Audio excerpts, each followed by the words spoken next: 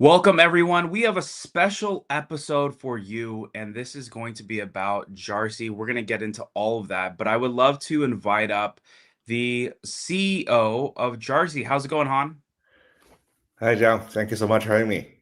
Thank you so much for being here. So, for those of you that don't know and aren't familiar, Jarsy allows you to invest in tokenized equity for private companies such as SpaceX, OpenAI, Perplexity through their platform using stable coins. Each token is called a J token and is backed one to one by real equity shares held in custody. This setup focuses on fractional ownership of private company equity, allowing everyone to have their fair share in the private market. Man, this seems like such a game changer.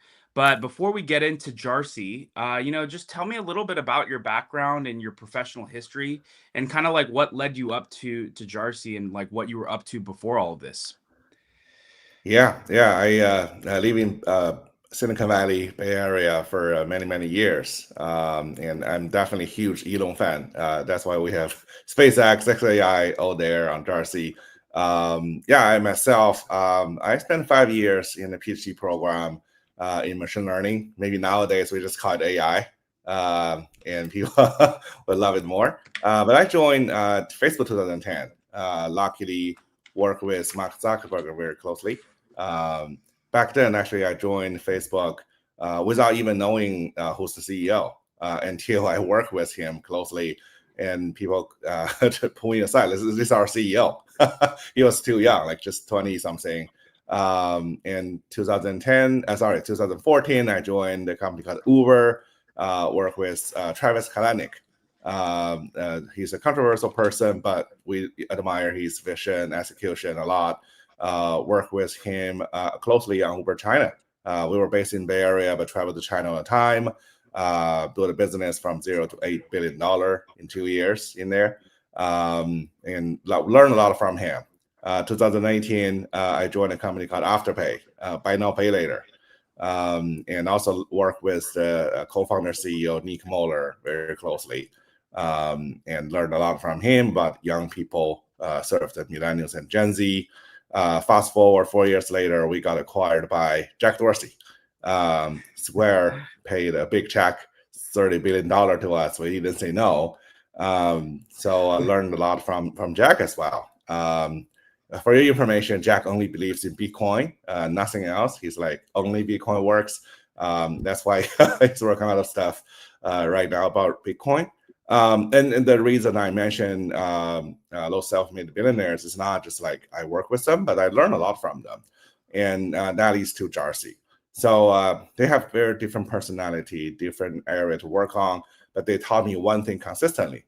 They basically said, Han, if you want to build something new, build something that no one have ever seen before, a category-defining product, talk to the millennials and Gen Z. See what pain points they have, what problem they have, and solve that problem for them, because they are very unique. They're very different than the previous generations. So when I started my own career or startup journey, I actually talked to them. I interviewed hundreds of young people in the US globally, asked them what's the pain point. And there's one thing they mentioned globally. They were like, we love Elon Musk. We believe in Elon Musk. We believe in that Mars mission. But unfortunately, we cannot invest in SpaceX. Is there a way that you can build to get us in? We know big money can. We know rich people can. But we want to be part of it as well. So that really moved me. Like I was, wow, these young people, they have mission. They really believe in this. Why not? Why not? Let's democratize this. So that's why we built Jarcy. Wow, that's amazing, especially just given your background and all the history. And that's always been one of those things, people that, want to get involved in SpaceX, maybe even X, like you can't because it's typically these huge, and private equity firms, right? But like, how did you end up becoming the co-founder of Jarcy? What led you to this point? Yeah, so that's like when I finished my those opportunities. Actually, I was thinking about, okay, I have to serve more for young people. When I was a social network after Facebook, I was young relatively.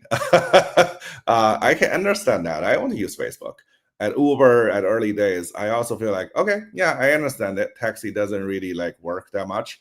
After pay, I start feeling like, oh, I don't really, because my credit card works well for me. I also get 1% cashback. But younger folks, they told us that no, we don't really have that financial status. We have to live paycheck by paycheck. Many young people told me that they have to put their salary, their check into different envelopes. This is for rent, this is for entertainment, this is for something else. They have to really like budget it. And that's why the buy now, pay later, afterpay worked for them. So when I start thinking about my own journey, what I should build for them, I just literally talk to them, and their pain point is real. That they want to invest in SpaceX, they want to invest in AI, but those companies postpone their IPOs like significantly. They're great company like Stripe.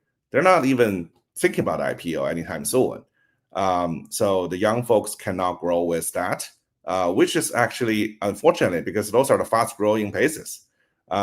We see Circle, Figma IPO this year, but retail investors, everyday investor can only involve when the price is like really high. That's why I created Jarcy, and I built a team around this to really solve this problem. Yeah, it's almost like you're decentralizing it, and kind of I think that's always been the problem, is that, a lot of this stuff is like it's like a golden ticket or something. You have to be part of like a special club in order to invest or get in early, right?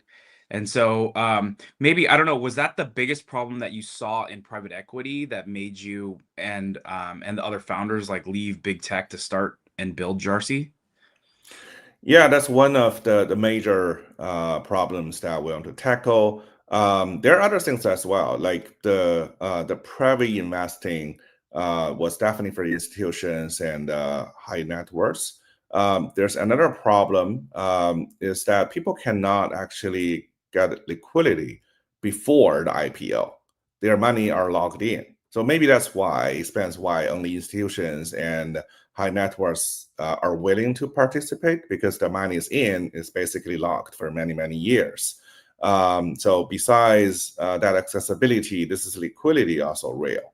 And that industry is also like very opaque. People cannot see through what's going on. So we also want to like solve that transparency problem. So accessibility, global accessibility, transparency, liquidity are the things that we find very interesting. And that's why I find my co-founders who also work with me at Uber days and Afterpay days. We have been knowing each other for 7, 8 years to start on this.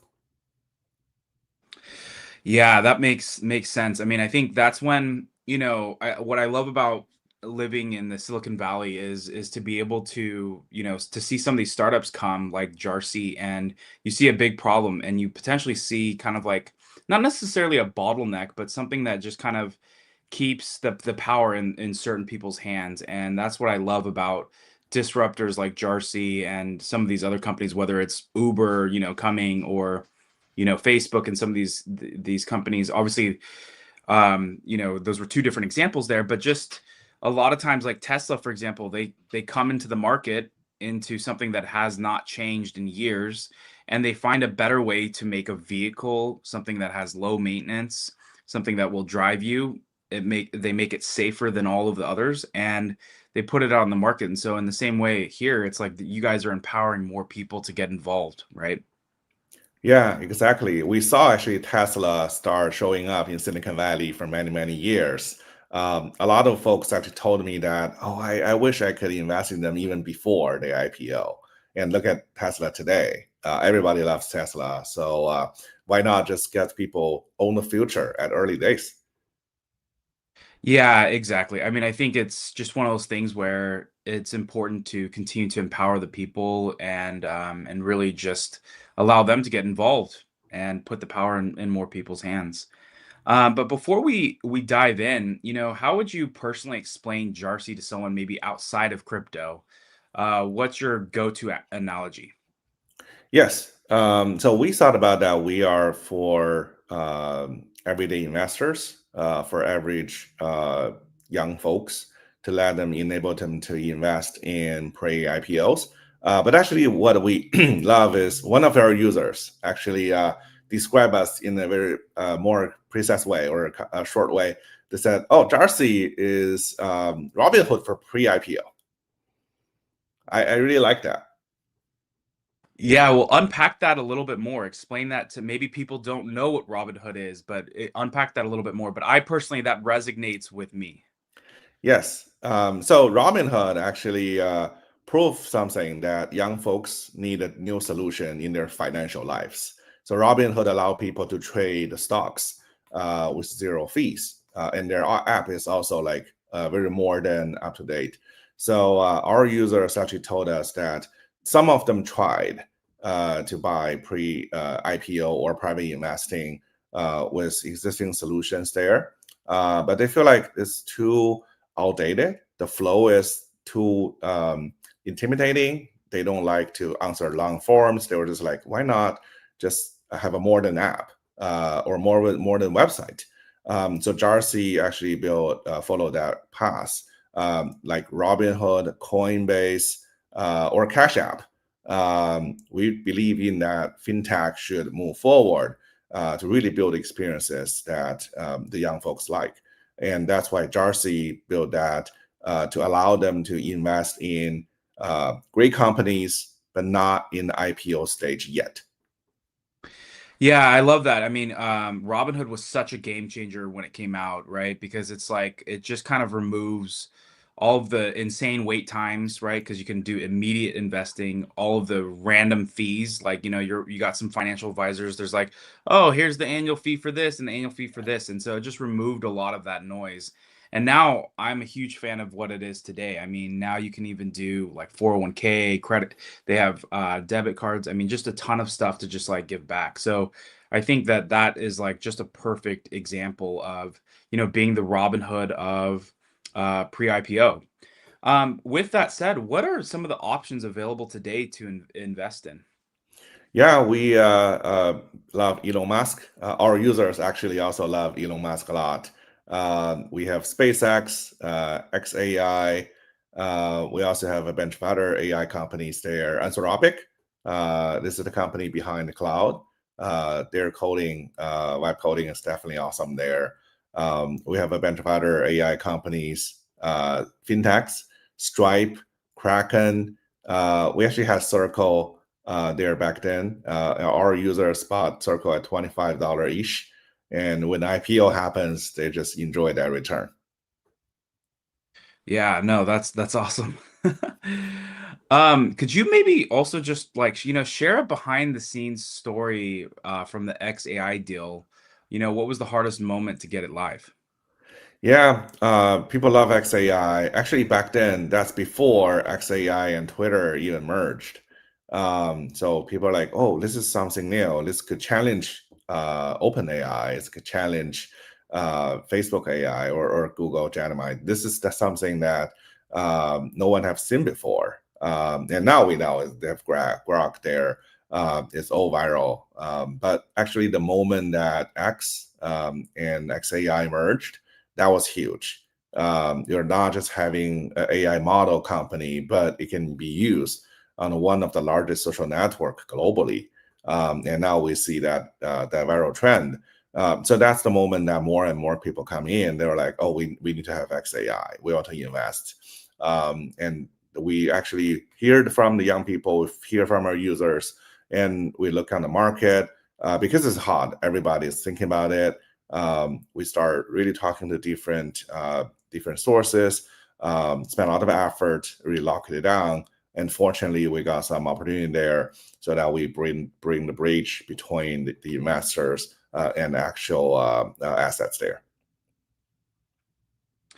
Yeah, and maybe a question to follow up, like how do you decide on what companies to bring on? right? Like how does that dictate it? Is it based on user feedback? Is it based on just, up and coming trends you're seeing? How do you decide on what company goes onto your website for investing? Yeah, great question. We actually don't. We're not financial advisors. We don't tell people which company are great or what they should invest. They tell us. So one thing I learned from my past experiences, the younger generation, they don't need advisors. They're like, "Wait, no, don't call me.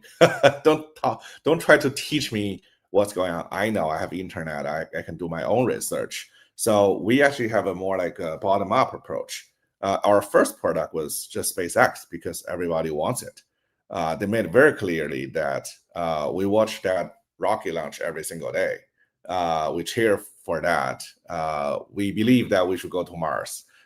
We believe that Elon Musk is driving this multi-planet species idea. And we want to be part of it. So we were like, okay, space is the first one we do. And later they were like, okay, we need XAI. We need Anthropic. Then we go for there. And actually our users, I would say, they're experts in those areas more than we do. One of our users actually work on material industry. That user actually told us that there's something company called Redwood Material. We're like, wow, what is that? He's like, okay, this is the best in this industry. They work on batteries that could serve Tesla, could serve SpaceX. They work on very high quality material that lasts and also good for the environment. We're like, oh, this is a great company. We'll definitely look into it. And we're like, wow, this is actually great. And their actually users are demanding that. So we go for find a source of it, bring it back to the platform, make it live, and more users look at it. They were like, oh, what's this? And when they look into it, they were like, oh, wow, this is actually something pretty cool. And they asked us, how do you decide to list company? I was like, we didn't even know. We just hear from the users. And of course, we do our due diligence, verify that this is legit company, legit investment. So we bring it back. Not a advice, but you make your own decision. A lot of users actually did their own research and eventually invest in that. So now they actually use Jarcy as a discovery channel sometimes.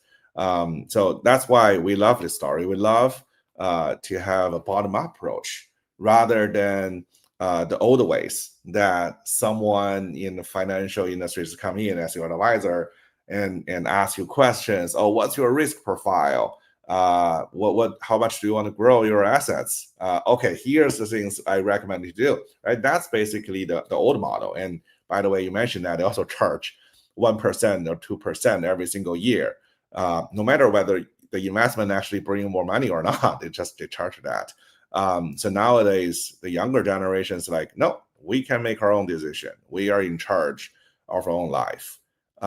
So that's why we're proud of this. Yeah, and for those that maybe don't know, how does it work? So let's say you bring on a Redwood Materials and I invest $1,000, through Jarsy. How does that work and how is it backed? Yes. So we actually got inspired by Circle a lot. So Circle is the company built stablecoin, USDC, which is backed by a US dollar 1-to-1. And we built our framework in a similar way. That let's say when we buy 100 Spaces shares as a company, that's under Jarcy's name in a separated LLC that we hold, and we issue 100 tokens, Jarcy SpaceX, which is 1-to-1 backed by those actual share, like USDC is backed by USD. And the users on our platform are actually buying the token, which has the economic right of the underlying investment opportunity. The token doesn't mean that you have the underlying share. The user don't really have the voting power or cannot redeem their share even when that goes public, but they can always enjoy the investment return to get the same amount as the underlying assets. Yeah, that makes complete sense. It's like getting early access, through again a kind of like a decentralized way, right? Um, what would you say, like, I read about, a person, in the Silicon Valley, a Silicon Valley engineer who invested $10,000 in SpaceX via for Jarsy. What does that moment teach you about your investor base? Yeah, when we launched this, we initially launched to friends and family first. We just shared our social network. Hey, we're live, and our friends actually come in and they tell their friends, mouse to mouse. So initially, we're like, oh, maybe this is an idea that people talk about. They want to get in, but maybe they won't actually invest in meaningful money. They may try it for $10 or something, but actually, when we launched, we got people coming in and they really love the product. They actually told us that, oh, we have been trying to find a solution like this for years. Why we didn't hear from you earlier? We were like, okay, we just launched. Feel free to explore. And some people actually try to buy $50, $100 to test it. Then they realize something. Oh, actually, this is real. I can buy and I get all the proof of reserves there to show that you actually have the underlying assets. It's fully backed, one-to-one backed. And then we can also sell. This is interesting that we get liquidity potentially before the IPO if someone else are willing to take it. They were like, wow, this is something that we have never seen before.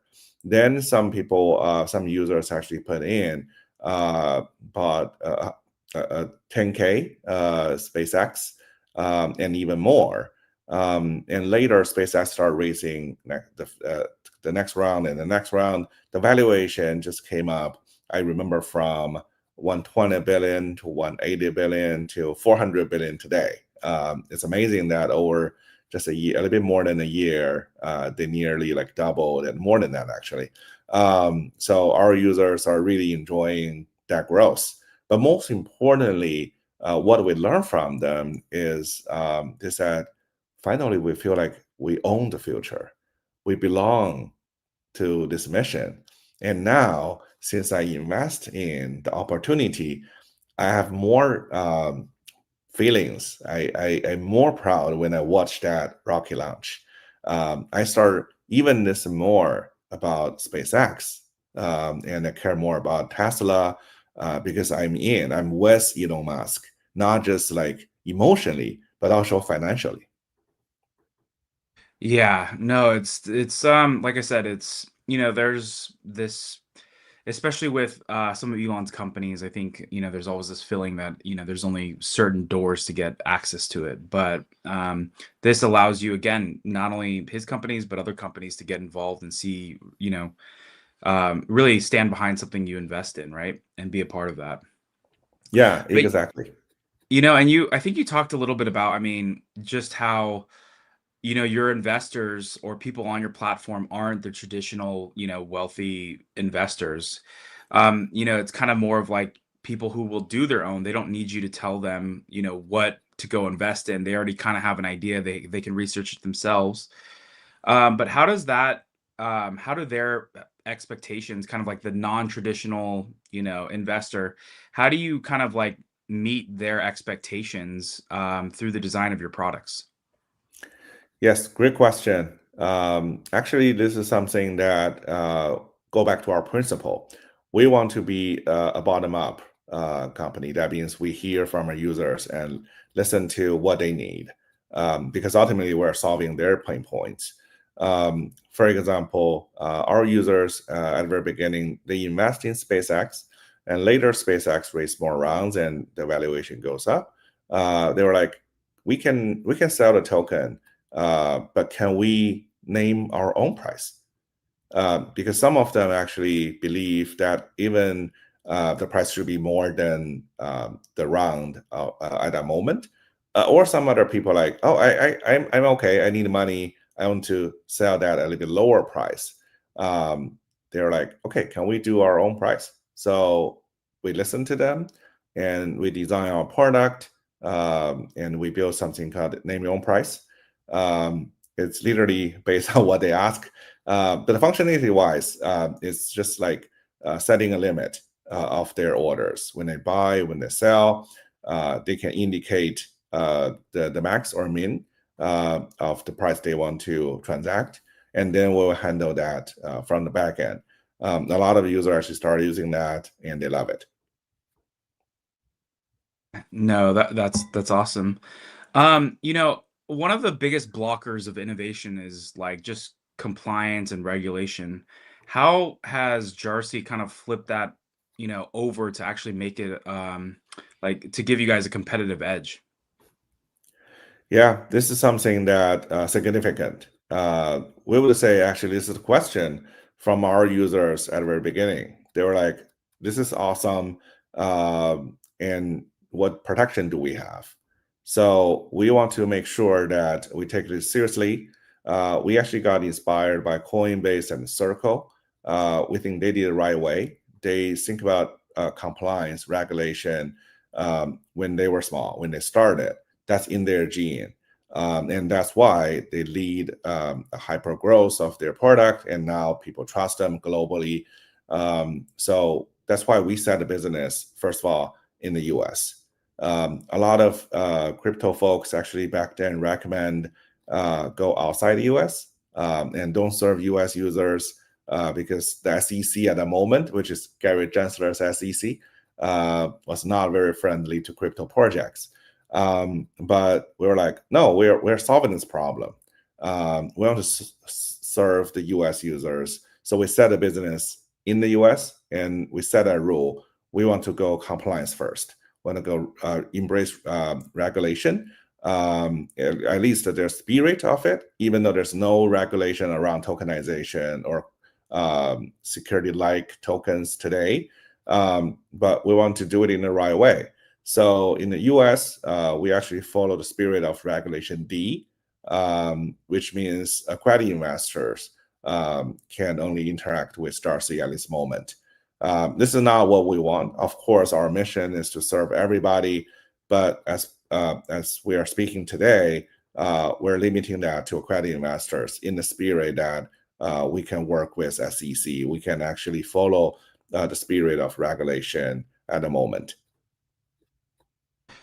Yeah, that makes sense, right? It's like one of those things you kind of, if you deal with it up front, it'll be something you won't have to worry about later because you can scale with that because you know what kind of like what you have to work within, right? Yes. So as we know, like Web3 in a lot of ways just still kind of feels like the Wild West. It scares people. People are not completely sold. I think there's been, a kind of a shift, and this is not political, but with this new administration, they're very pro like Web3, blockchain. I mean, even, President Trump did launch his own coin. But like I said, it kind of still feels, a little bit of like the Wild West to some people. How is Jarsy really like, ensuring that investors are protected from the moment they register to the point where they want to sell their equity? Yeah. We actually think we are fintechs first instead of a Web3 company. We think we're just fintech with blockchain infrastructure. I think that probably tie back to 2009 when I read a Bitcoin white paper. It said very clearly that Bitcoin or blockchain is for global payments. Bitcoin should not carry a significant value. It should just used for buying a pizza. And I love that mission. I believe in it. I remember back then somebody paid 70K Bitcoin for a pizza, and we were like, "Woohoo! Finally, Bitcoin for real world payments." We never expect Bitcoin to grow to 100K each day. But think about Elon. He's actually he believes in stablecoin as well. He believes in that mission. This is for global payments. Tesla actually was the early ones that accept stablecoin for payment. You can buy Tesla with BTC or USDC, and Tesla can accept that. That doesn't make Tesla a Web3 company. Tesla is still a car company. They're simply using blockchain for the best user experience. So we think the same way that we want users to invest in opportunity. That's the first mission. That's the first problem to solve. Of course, we want them to be able to use stablecoin. We want to mint the token on the blockchain for transparency. So everything serves to that mission rather than considering, oh, the crypto piece or just speculations. We're not working on that. And we believe actually right now the crypto Web3 folks are moving towards Web2, or they're moving towards that mass adoption. And Web2 people are more open to have crypto or blockchain solutions to the real world problem. So maybe we're living in the year of Web 2.5, or maybe people do Web 2 plus Web 3, which is Web 5, depending how they call the name. But we want to find a middle ground which enjoys the blockchain advantages, but consider it as an infrastructure. At the same time, also go with a full compliance path. Yeah, that makes a lot of sense. And what would you say, like, blockchain like obviously is essential for trust. What are like the biggest misconceptions that you hear that kind of like, hey, we can use something else like a database or something instead of like a blockchain? Right, you're right. We heard a lot at the very beginning. My friends or people who has a lot of tense experience in the industry, they actually asked me that question back then. Okay, if you think you're a fintech, go compliance first, why use blockchain? It sounds risky to a lot of people, especially we had FTX case just a couple of years back then. People start thinking, oh, if you touch blockchain, there might be something wrong there. But we were like, the younger generation deserve a new or next generation solution. So if you build everything on the database, it just feels like another traditional solution, because there's no transparency here. We claim that we have 100 shares of SpaceX. No one can double check whether we only sell 100 in our database because the database is closed. But on the blockchain, users, everybody can verify that we have 100 tokens. By the way, we build our solution on Base, which is a blockchain developed by Coinbase.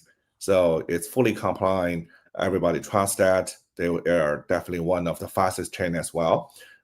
We believe this could be the future AWS for a lot of financial services. So user can verify that it's not just the Jarsy only mean 100 tokens there, but also how many holders are holding it, and how much they're each holding. This is everything is on chain. Everything is recorded as a public database.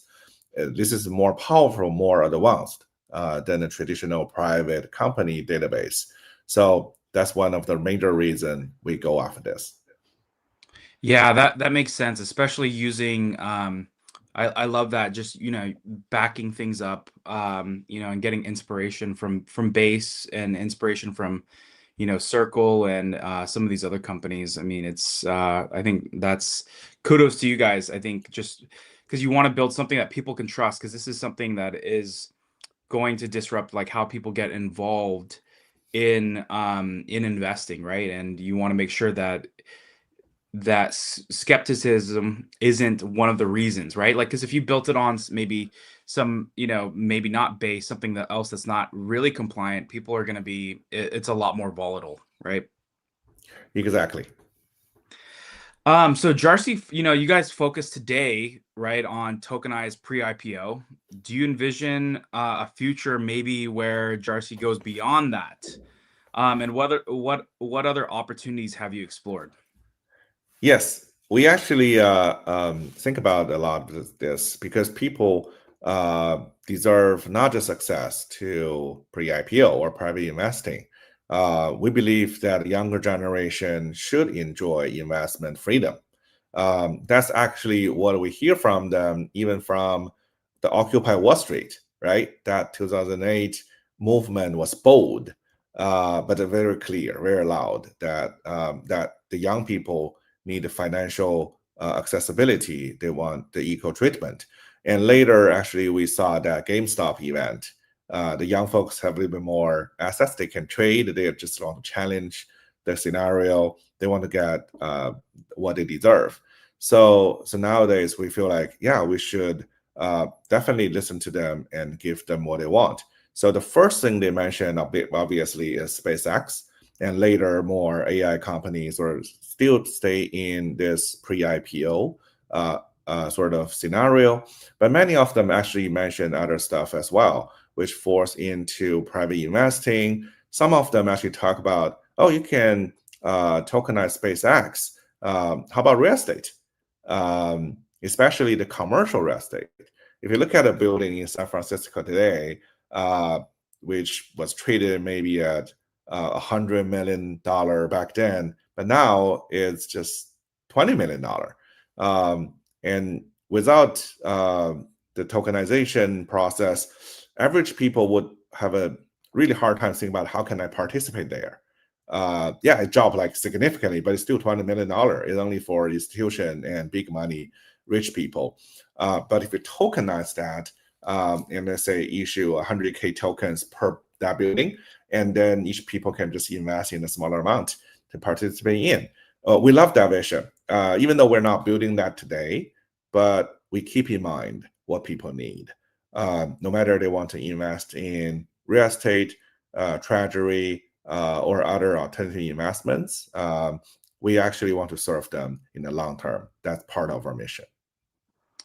Wow, yeah, that's awesome. I mean, there's so many industries that people may want to get involved in that are blocked because again, you're not part of, let's say, the top 1% or something, right? Just to like, or top 10% even. But for Jarcy, what is like, in 5 years from now, what does success look like? Not necessarily like even like, what's Jarcy's value, not your valuation, but like the cultural impact that you would love to see. Yes, we want to keep that principle. We want to serve the everyday investors. We want to serve the young folks. So nowadays we have to follow Regulation D, which requires accredited investor status for our investors. We understand that's not easy, especially for younger generation. The definition of accredited investor is either you have $1 million total net worth, which is like really hard to get for young folks today. Luckily, there's another definition. If you make 200K a year, 2 years in a row, you can do that.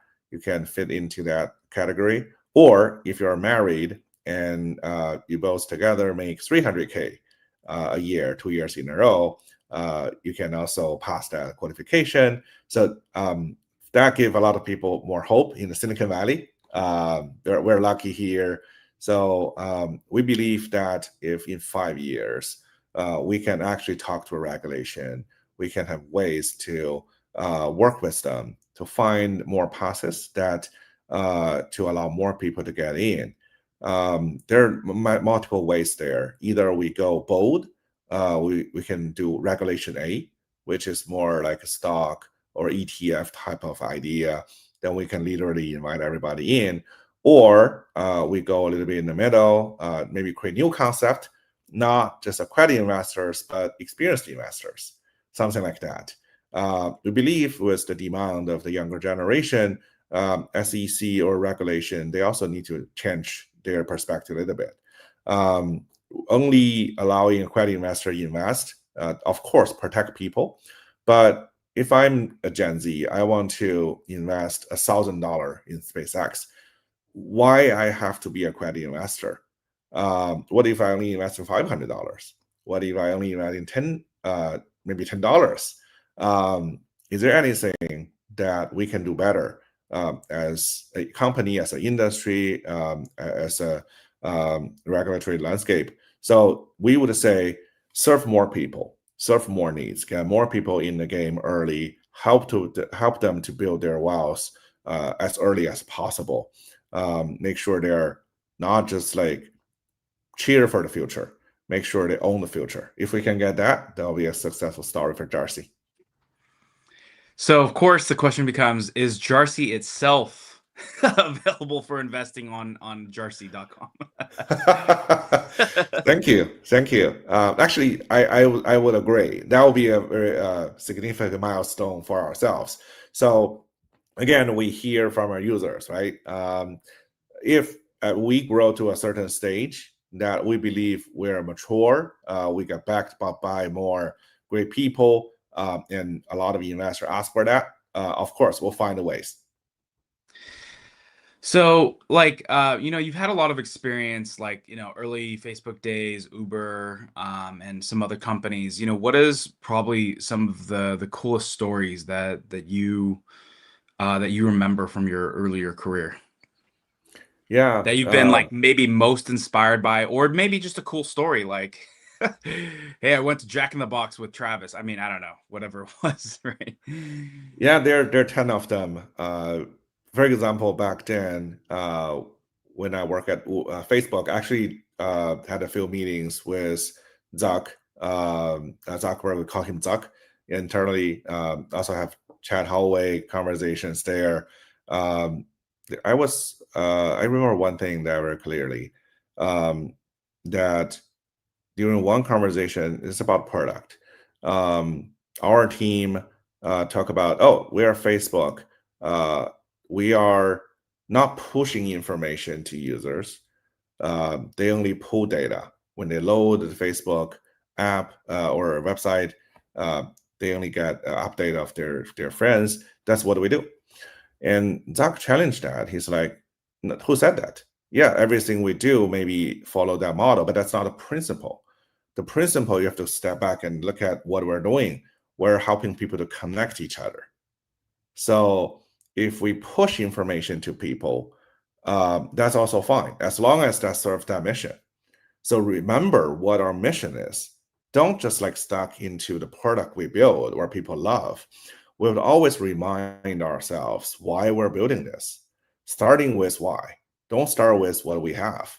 And that actually is a moment that really changed my mindset from just tech to business.